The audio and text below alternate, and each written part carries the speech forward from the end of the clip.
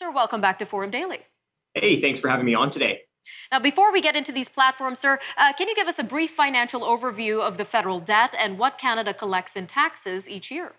Well, the federal government is already over $1 trillion in debt, which means that each Canadian is on the hook for about $29,000 in federal debt. And, under the Trudeau government status quo, we might not see a balanced budget for almost 5 decades. And if you look at all of the taxes that a Canadian family pays, the average Canadian family pays more to taxes than they pay for housing, clothing, and food combined.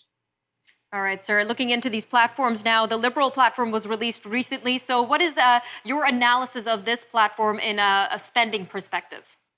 Well, we're seeing billions of dollars in new spending. So essentially, all we're hearing from the Liberals is more borrowing, but not a peep about when they're going to balance the budget. And if you look at Trudeau and the Liberals' track record, right, that comment about budgets balancing themselves, the broken promise in 2015 to balance the budget, and with this platform, it's a good bet that the Liberals may never balance the budget.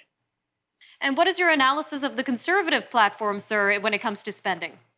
Well, at least the Conservatives are talking about balancing the budget, but even their plan to balance the budget within 10 years is incredible. The plan doesn't have targets for deficit reduction. It doesn't have many ways to actually find some savings, and it's not even costed. So essentially what we're hearing from O'Toole's Conservatives is, hey, trust us, and in 10 years we'll have done something good.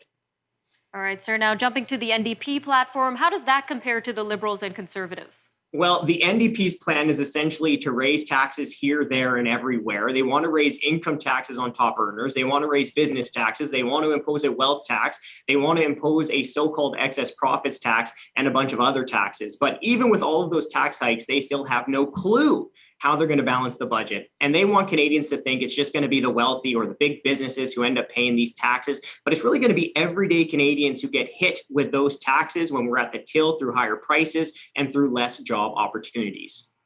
All right, sir, just about 2.5 minutes left here. But what should taxpayers take away from each of the main federal party platforms here? Well, it's that unfortunately these parties aren't taking deficits and the $1 trillion debt problem as serious as they should. Remember, this is a pocketbook issue. Each Canadian's already on the hook for $29,000 in federal government debt.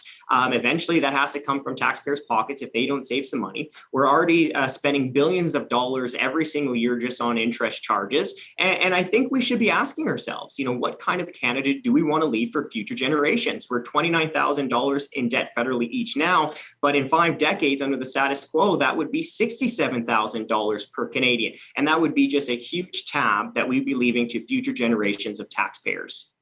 All right, sir, a little over a minute here, but what kind of factors should our taxpayers consider when deciding on a candidate to vote on when it comes to the right choice for their wallets?